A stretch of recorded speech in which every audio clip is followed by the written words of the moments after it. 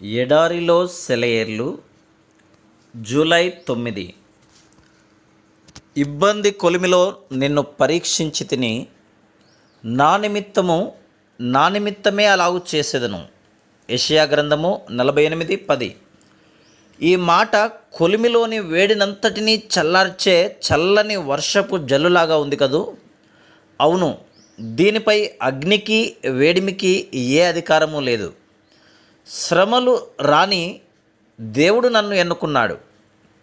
పేదరికమా, నువ్వు నా గుమ్మంలోనే కాచుకొని ఉంటే ఉండు. దేవుడు నాతో నా ఇంట్లోనే ఉన్నాడు. ఆయన నన్ను ఎన్నుకున్నాడు. అనారోగ్యమా, నువ్వు అడ్డగించగలిగితే అడ్డగించు, కానీ ఔషధం నా దగ్గర సిద్ధంగా ఉంది. దేవుడు నన్ను ఎన్నుకున్నాడు.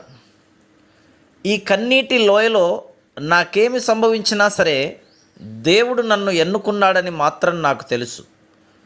క్రైస్తవుడా, భయపడకు, యేసు నీతో ఉన్నాడు. నీ అగ్ని పరీక్షలన్నిటిలోనూ ఆయన ప్రత్యక్షతే నీకు ఆదరణ, క్షేమం. తన సొంతానికి ఎన్నుకున్న వాళ్ళెవరిని ఆయన వదిలేయడు. భయపడకుడి, నేను సదాకాలము మీతో ఉన్నాను అన్నదే ఆయన ఎన్నుకున్న వాళ్లకు ఆయన ఇచ్చిన మాట. ఇబ్బందుల కొలిమిలో వాళ్ళకిదే ఆదరణ.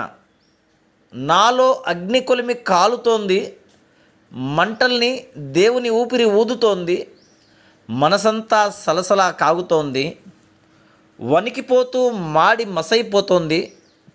ప్రచండ వేడిలో నిశ్చలంగా ఉన్నాను. దేవుని చిత్త ప్రకారమే అని తల వంచాను. ఎర్రగా కాలిన నా హృదయాన్ని బండ మీద పడేశాడు.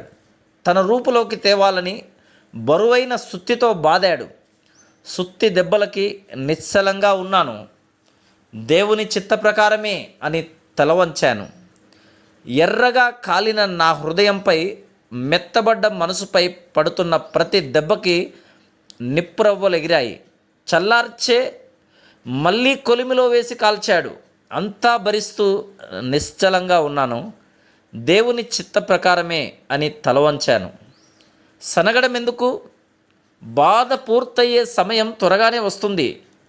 నాపై దేవుని పని రేపే పూర్తవుతుంది. అందుకే నమ్మికతో ఆయనపై భారం వేసి నిశ్చలంగా ఉన్నాను. దేవుని చిత్త ప్రకారమే అని తల వంచాను. శ్రమ అనేది మెడకి వ్రేలాడేసిన సమాధి రాయిలాగా అనిపిస్తుంది, కానీ నిజానికి అది ముత్యాల కోసం సముద్రం అడుగున వెతికే ఈతగాడు ఆ అగాధంలో ఉండగలగడానికి వేసుకునే బరువు లాంటిది. Praise the lord.